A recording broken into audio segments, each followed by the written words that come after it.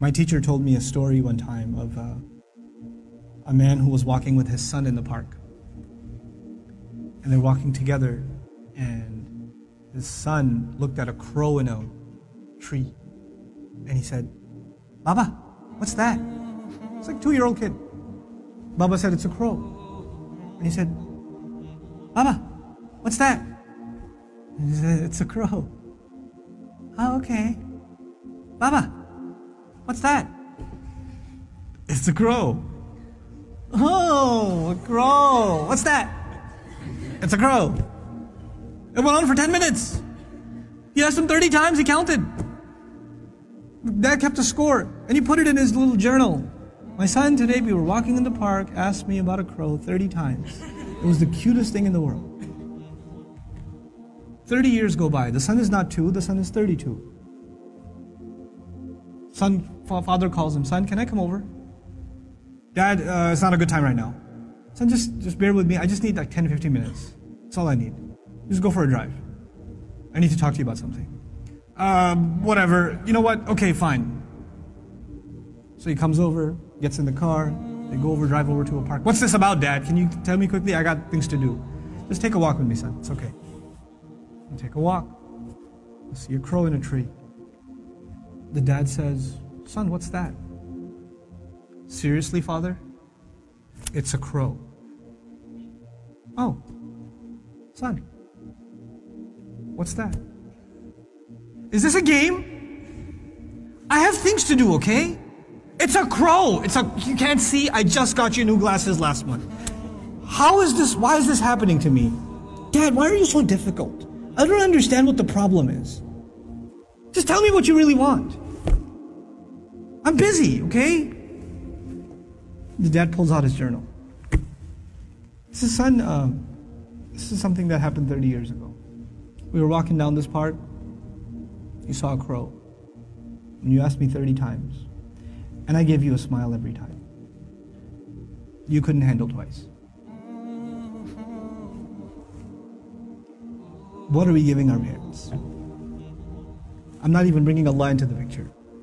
The fact that Allah mentioned Himself and then mentioned His parents is, you think about that. What have they done for us and what have we done for them? What have we done for them?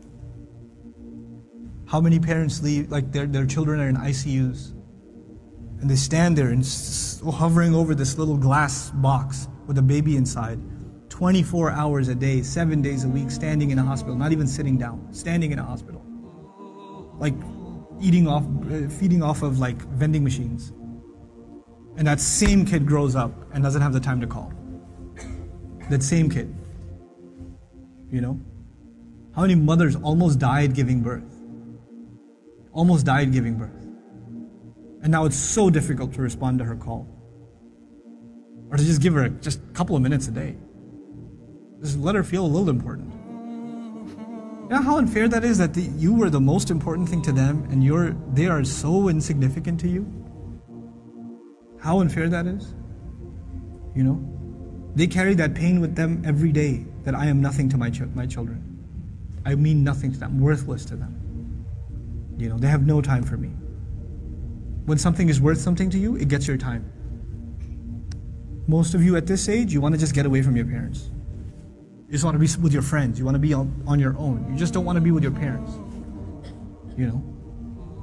That's, you develop this crooked habit now and it will only get worse over time. Our parents have very, very, very strong emotions. They're very protective of us. For them, you won't know this until you become a parent. For them, it doesn't matter when you turn 60, you're still their baby. They still remember changing your diaper. They still remember feeding you milk. They still remember burping you and cleaning up after you peed in the back seat. They still remember that. You don't remember that, they remember that. My son won't remember that. I was like, I gotta go. Then all of a sudden he stops complaining. I'm like, oh, time to roll down the windows.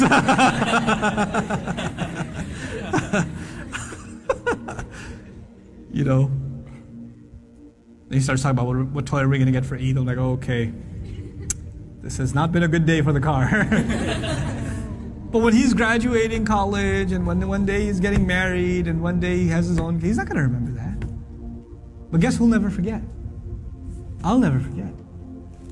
I'll never forget carrying him into a bathroom, cleaning him up, changing his clothes. Abba, put the Spider-Man pajamas on. He won't remember any of that. I will. And that same kid, when he's talking back to me one day, when he's telling me, Dad, I just don't understand you, okay? I don't have time right now. When he does, it's gonna hurt, man. It's gonna hurt. That's what you do to your parents. That's what I do to my parents. They were our life. They gave up their life for us. Our parents gave up careers for us. Our parents gave up vacations for us. Our parents gave up friends for us. You know that? I know that now. I didn't know that then.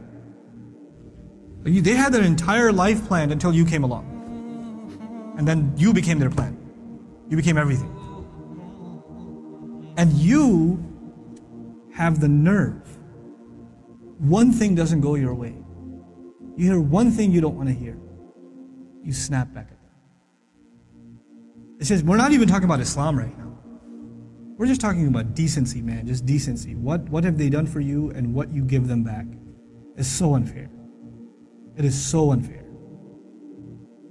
My dad's so annoying. My mom's so this. They're always mad. They're never happy. They're this, they're that. What are you? What about you? I'm telling you, I can't say this enough times. If you don't earn your parents' du'as, nothing good will come of your life. Nothing good will come of your life if they're not happy with you. If you haven't done everything you can to make them happy. And never give them, you haven't, in all honesty, sometimes parents can be unfair. They're human beings, they can be unfair too. But if you have never, unless you have given them reason to be upset, if you've never given them a reason to be upset, then that's between them and Allah. But if you have given them a reason, and you have to ask yourself, it's bad. It's really, really bad.